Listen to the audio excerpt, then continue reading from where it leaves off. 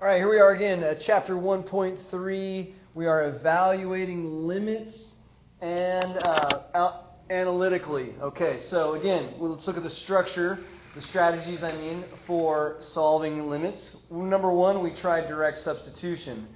If that fails, then if we tried direct substitution and it produces an indeterminate form, meaning we get 0 over 0, then we have to try some other algebraic maneuvers.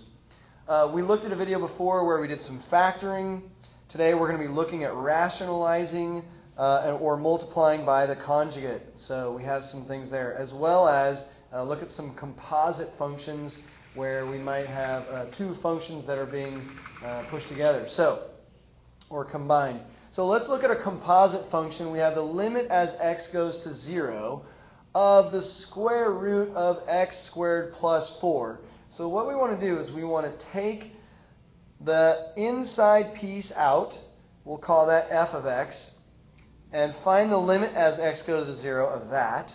By direct substitution, we get x squared plus 4. As x goes to 0, we get 0 plus 4.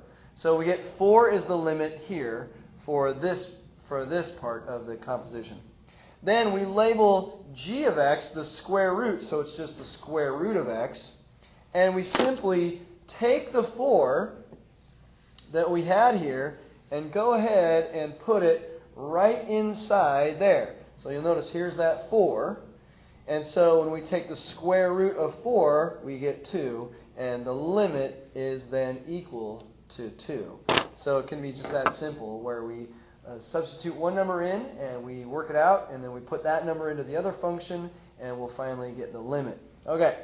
A little bit more complicated now. Test your brain here. So, here we go, rationalizing technique.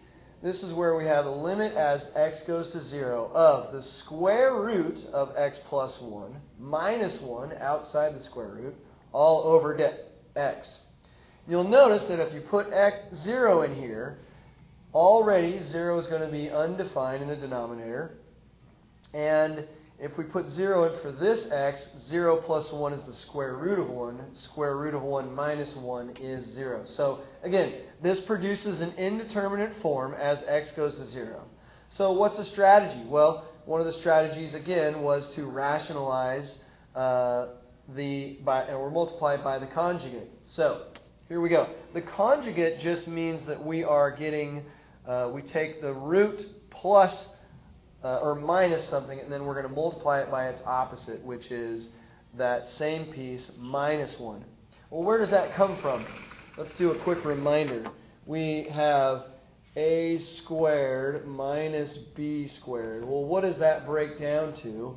That is factors to a plus b and a minus b.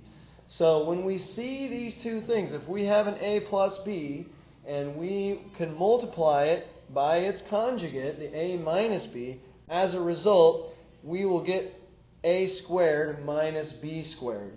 So that's the difference of two squares. And that's all we're doing here is just applying that basic rule.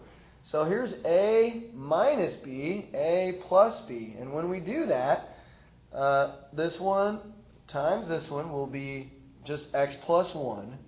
And negative 1 times positive 1 gets us back negative 1. All right, so we multiply conjugate top and bottom. We get x times the square root of x plus 1 in parentheses.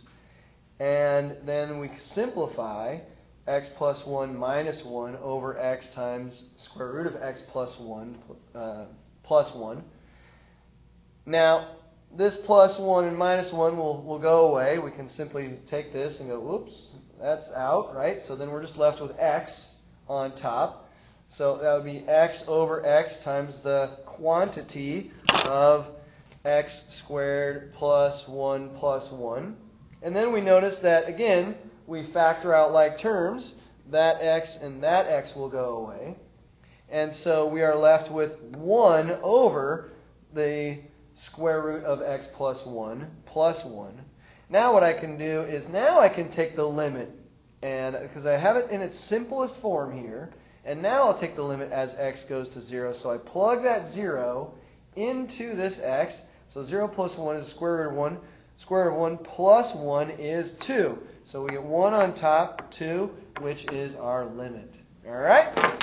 Hope you enjoyed that. Go back and review some of this. I'm sure you're going to need to. Otherwise, enjoy. Have a great day. Thanks.